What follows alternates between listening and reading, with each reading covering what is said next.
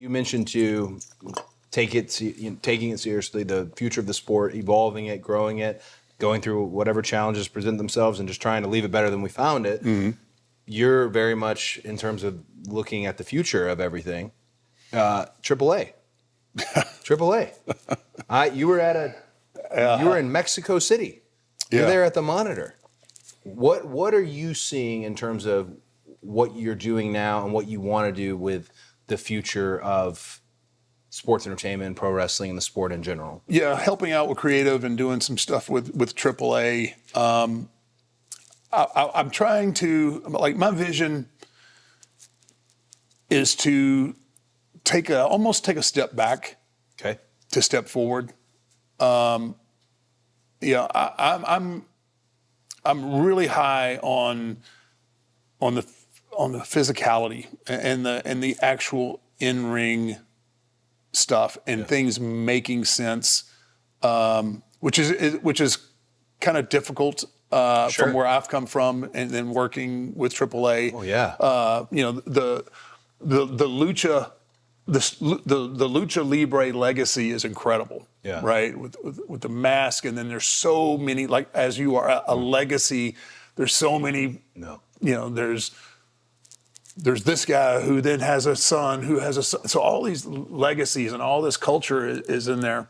So I don't want. What we're trying to do is honor that, but give more production value to the product and help storytell a little better.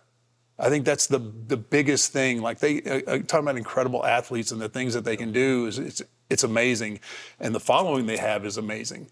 So if I can take the best of lucha libre and the best of what I know, and I can mold them together, I think we're going to have something that's really, really special down there.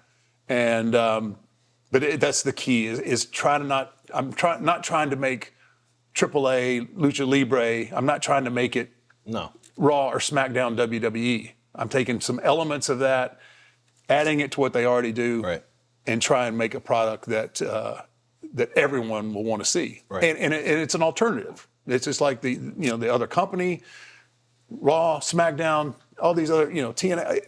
Just to give people a variety and different things to enjoy about wrestling. So, I was going to ask you a specific question thinking about AAA and what you would tell someone moving in the future, but I feel like I'm going to kind of specify here because I'm actually very interested. And this is something at my school, the Nightmare Factory, I have yet to figure out how to even address with people because a lot of young wrestlers want to do a big time gimmick, and when I say big time gimmick, this spooky, mystical, artsy, whatever it may be.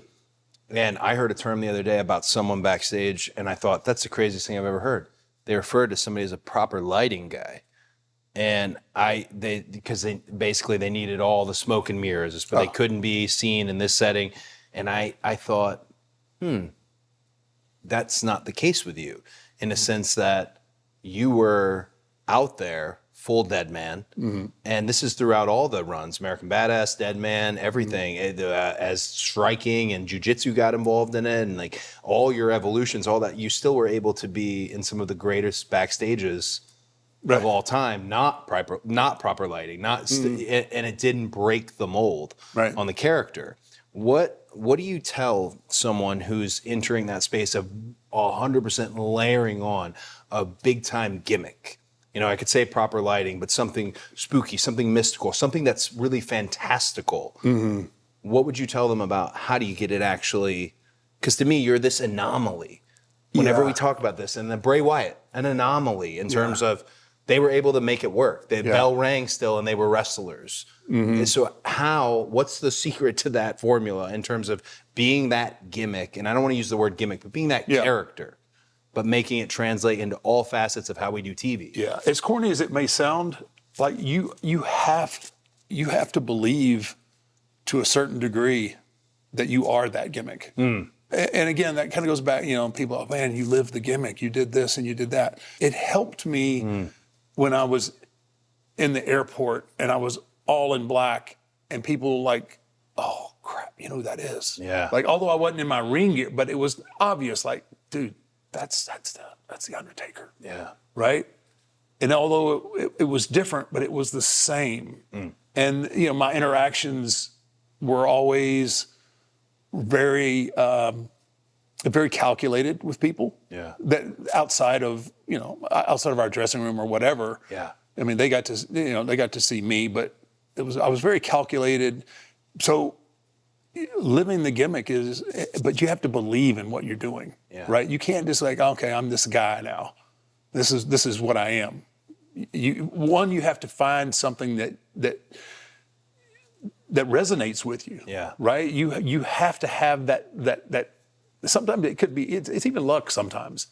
That whether you find it or whether you don't find it, but you have to commit to, in my opinion, to make something like, okay, yeah, he's different.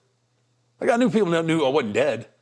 Yeah, but just figuring it out, like you said, how you would deal with someone in the airport, how you deal with someone when you were in full, you figured each and every one out, and it made you more of the character. It gave you more tools. Right.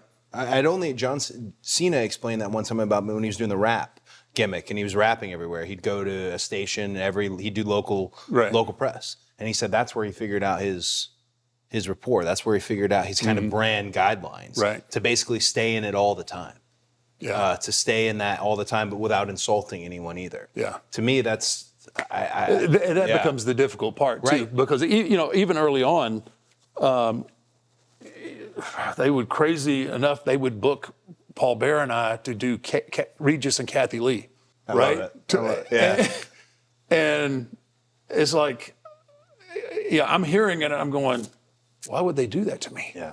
Right? I mean, I can't interact because you know how Regis was. He was a big wrestling fan, and he wanted to have fun and play. And then Kathy Lee was Kathy Lee. Yeah. And so trying to navigate those kind of waters, and you sometimes you just have to like, I'm going to come off like a dick here, but to them. Yeah. But my fans and the people that dig what we do are going to totally. They're going to like, shit. Because so many times when you get into a different genre or a different, you just naturally kind of gravitate whatever they're doing, right? And you let your guard down. So, I had to have that mindset like, okay, you're going to, I remember them cutting up, like, producers come back and, okay, Kathy Lee's not much into wrestling. She's probably not going to say anything. Regis, it'll all be with Regis. So you get out there. And then she starts chirping, right? She starts saying different things, and it's like, okay. So, I'm just like, and